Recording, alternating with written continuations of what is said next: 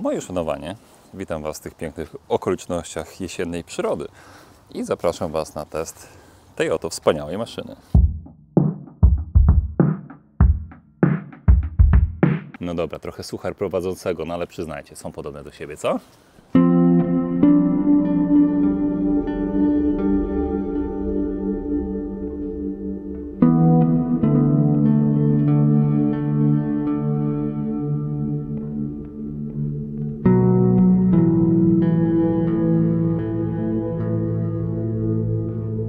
Moi drodzy, porównanie go do Indiana Scouta nie jest tutaj przypadkowe, ale do tego zaraz dojdziemy. Na początek muszę Wam powiedzieć, że z Dark Flagiem mam bardzo mieszane uczucia. Bo z jednej strony mamy pewnego rodzaju unikat. Chińczycy znani są z prezentowania nam maszyn wyposażonych w silniki, których wzory pozyskali w taki czy inny sposób od marek najczęściej japońskich. Nie znalazłem żadnej wzmianki, by Benda uciekała się do kopiowania, ba, przyglądając się konstrukcji z bliska, każdy z elementów osprzętu powstał z myślą o tej konkretnej jednostce napędowej, a przynajmniej takie mam wrażenie. Z drugiej strony mam niedosyt, bo w ofercie Bendy występuje Napoleon, którego to wcześniej testowałem, link do filmu w prawym górnym rogu. I ten pojazd jest absolutnie świetny.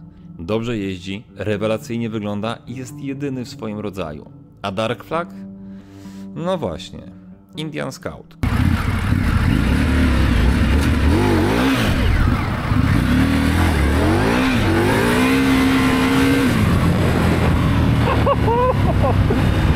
To jest moc!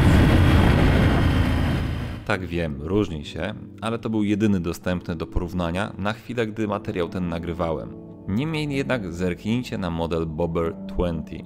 Kominy, przetłoczenia na silniku, kierownica i w ogóle pozycja jest szalenie podobna, choć co ciekawe, Chińczyk jest gabarytowo większy. Do tego dochodzi wykonanie Bendy, które pozwala na godne postawienie jej obok takiego Indiana. I gdyby Dark Flag nie miał oznaczeń producenta, to miłośnicy marki mogliby dać się łatwo wkręcić, że to jest jego jakiś nowy model. Jeśli miałbym tak z miejsca strzelić, gdzie występuje silnik V4, to oczywiście Ducati, Multistrada chociażby. Innych marek w tym momencie mój mózg nie jest w stanie sobie przypomnieć, gdzie występowały takie silniki. Oczywiście one występowały, to nie jest jakaś taka nowość, ale mimo wszystko, jeśli chodzi o chińską markę, no to jak najbardziej Benda jest tutaj prekursorem. Czy jest to silnik dobry? I tak, i nie.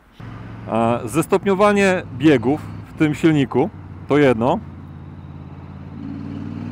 Moc z dołu i przekazywanie tej mocy na tylne koło. Napomknę, że przez pas napędowy. Jadę w korku warszawskim i zauważcie, że jechałem na szóstce przy tak małych prędkościach, zredukowałem z przyzwyczajenia na piątkę, ale nie było to jakoś tam strasznie potrzebne. On tak ładnie się napędza, tak mięciutko, gładko przyspiesza na każdym biegu. Piątka 2700 obrotów, nieco ponad 40 na godzinę. Gładko, miękko, bez żadnych ekscesów, bez jakiegoś nadmiernego szarpania. Tak naprawdę na piątym biegu tym motocyklem mogę przejechać Warszawę od początku do końca, uwzględniając właśnie jazdę w korkach. Przypuszczam, że z piątki nawet bez większego jakiegoś wysiłku ruszyłbym tym motocyklem. Oczywiście wtedy już byłoby to męczenie jednostki napędowej, ale da się. Jak jeździłem w koło komina, takie pierwsze kilometry robiłem na tym motocyklu, to mi się to bardzo podobało. Do momentu, jak kroczyłem na obwodnicę Warszawy i odwinąłem mu troszkę więcej i okazuje się, że ta maszyna troszkę straci tutaj sens. O ile Napoleon spokojnie rozpędzał się do tych 140 km na godzinę, tak tutaj.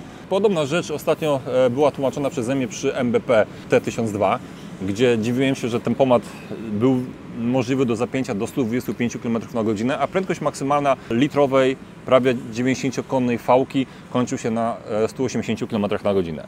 I tu jest bardzo podobnie. Mam wrażenie, że to jest motocykl żywcem wzięty z rynku chińskiego i wprowadzony do Polski bez potrzebnych tutaj zmian, tudzież przez takich zmian, które jakby my Europejczycy wymagamy już w motocyklach. Ponieważ tutaj mam wrażenie, że maksymalną prędkością, albo inaczej, taką przyjemną prędkością do utrzymania jest właśnie te 120-125 km na godzinę.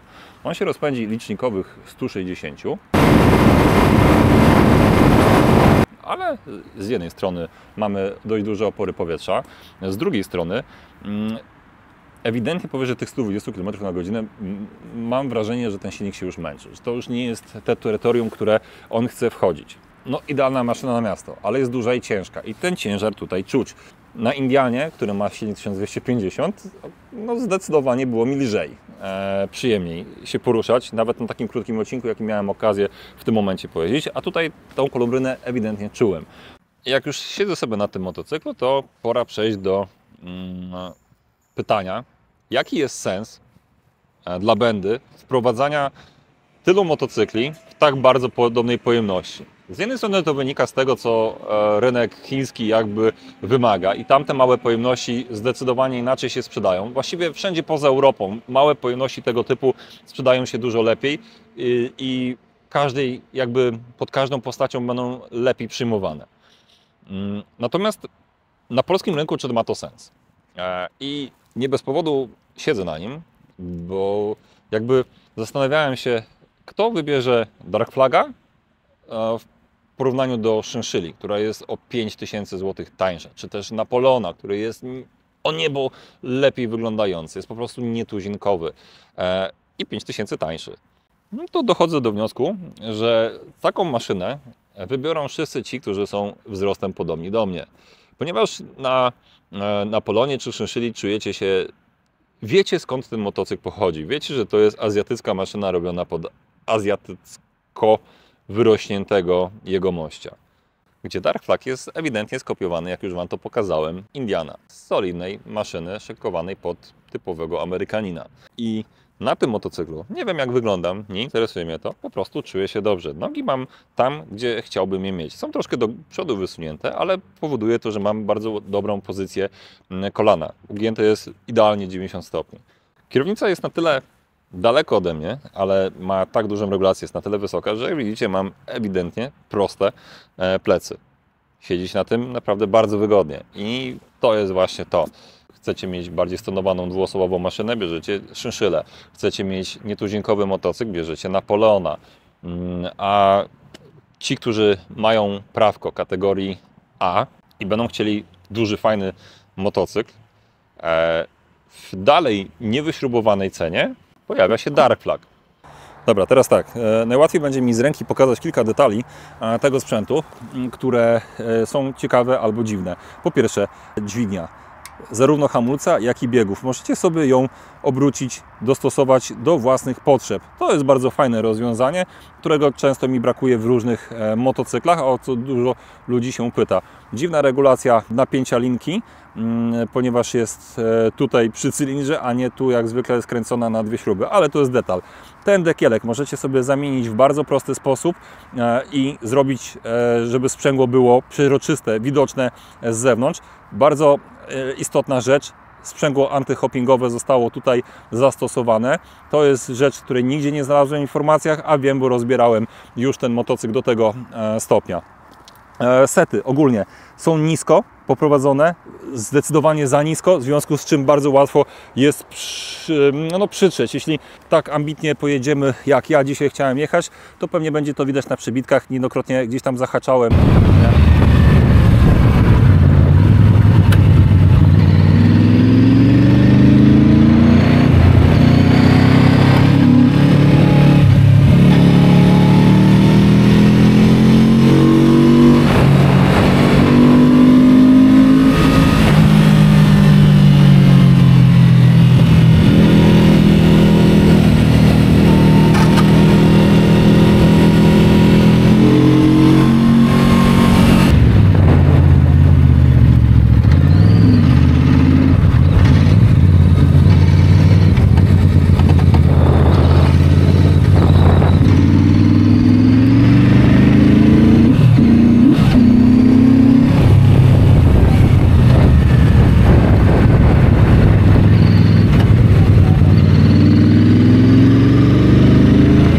to troszkę było wręcz niebezpieczne. Kominy dość ciekawie wyglądają, co prawda te opaski na nich są wyjątkowo dziwne stylistycznie, ale to nawet ma sens. Ogólnie ten kolor jest bardzo fajnie dobrany i tutaj ta ilość ramy pokryta raptorem, czy jak zwał, tak zwał, tą masą na ramię, tym konkretnym motocyklu naprawdę bardzo mi tutaj siedzi, bardzo ładnie wygląda.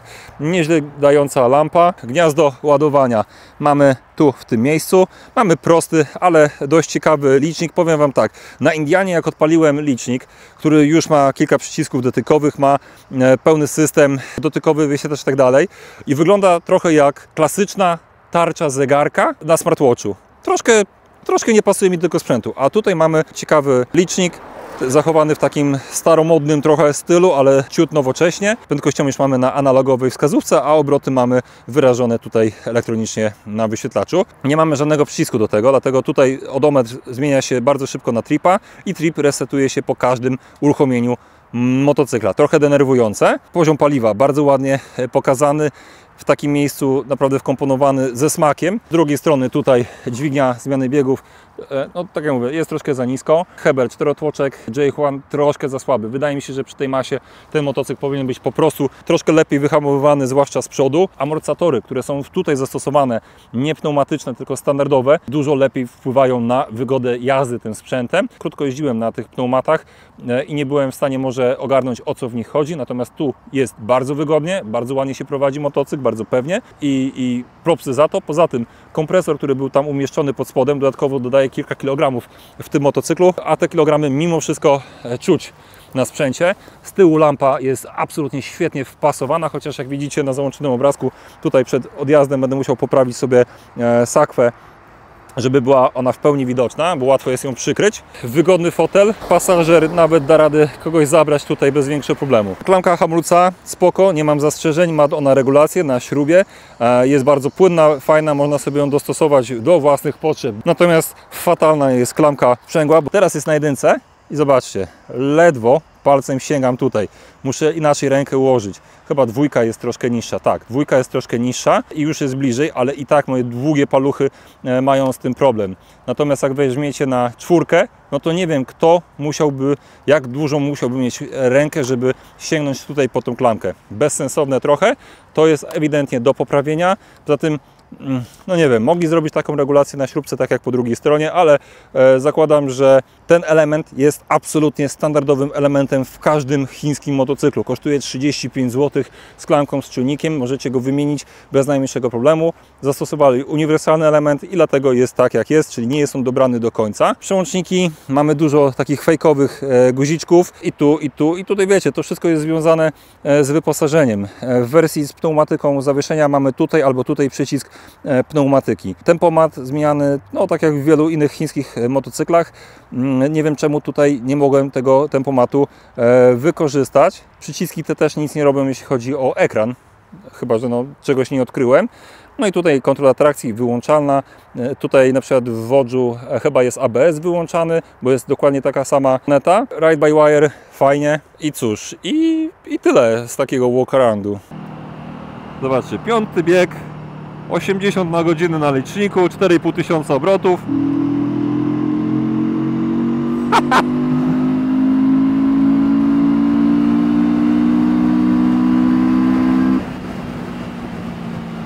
I wszedłem w strefy prędkości, których nie chciałbym przekraczać z uwagi na to, jak bardzo drogocenne jest dla mnie moje prawo jazdy. Wszystko na piątym biegu. Dziwne. Z drugiej strony skrzynia biegów pracuje tak se. O ile w górę bez najmniejszego problemu zmienimy biegi, jedynka znaleźć neutralny nie ma większego problemu, to niejednokrotnie miałem problem z tym, żeby z czwórki zrzucić na trójkę i na dwójkę. Podsumowując moją burzę myśli na temat tego motocykla, wychodzi na to, że bardzo mocno namarudziłem na niego. No i tak faktycznie jest, ale to dlatego, że chciałbym Wam go przedstawić jak najlepiej, żeby pokazać Wam wszystkie bolączki tego motocykla, a raczej cechy tego motocykla. Bo czy są to bolączki? Tego nie jestem do końca pewien. Zwłaszcza biorąc pod uwagę, że jak już nadmieniłem, to jest pojazd dla konkretnej, dość wąskiej, specyficznej grupy odbiorców, którzy tak naprawdę, jak się zastanowić nad tym, nie mają dużego wyboru na rynku na chwilę obecną w takich dość atrakcyjnych cenach. Myślę, że idealnie będzie porównać to do Virago 535, Dragstara 650 czy też Shadowki 650. Motocykli, które się nie wyróżniały absolutnie w żadnym względzie. Okej, wizualnie. Zupełnie tak jak w tym momencie Benda Dark Flag. Nie miały jakichś niesamowitych osiągów, nie były super w trasie, nie były jakoś mega dynamiczne i tak dalej, ale nadal cieszą się popularnością, nadal znajdują dość konkretną grupę odbiorców. I myślę, że właśnie do tych ludzi skierowana jest Benda. I jedyne, co tej marce potrzeba, to w tym momencie tego zaplecza technicznego, części, serwisu i obsługi posprzedażowej, akcesoriów, bajerów. To wszystko będzie dostępne w miarę łatwo. To maszyna ta naprawdę będzie świetną alternatywą właśnie dla tych konkretnych motocykli. I jestem pewien, że znajdzie, może wąskie, ale jednak swoje grono zadowolonych klientów, bo ja potrzebuję czegoś troszkę więcej. Potrzebuję, żeby maszyna była bardziej jakaś, trochę bardziej do wszystkiego, ale to ja. Natomiast najlepszym przykładem mój ojciec. Bez najmniejszego problemu nad tym się odnajduje i on nie widział tutaj absolutnie tych problemów, które ja Wam przedstawiłem czy pokazałem. No dobra, może poza tą klamką, bo jest naprawdę bezsensowna. Ale tak, wygląda dobrze. Silnik mimo wszystko dla tych mniej, nie chcę powiedzieć ambitnych, ale mniej wymagających kierowców też spokojnie wystarczy.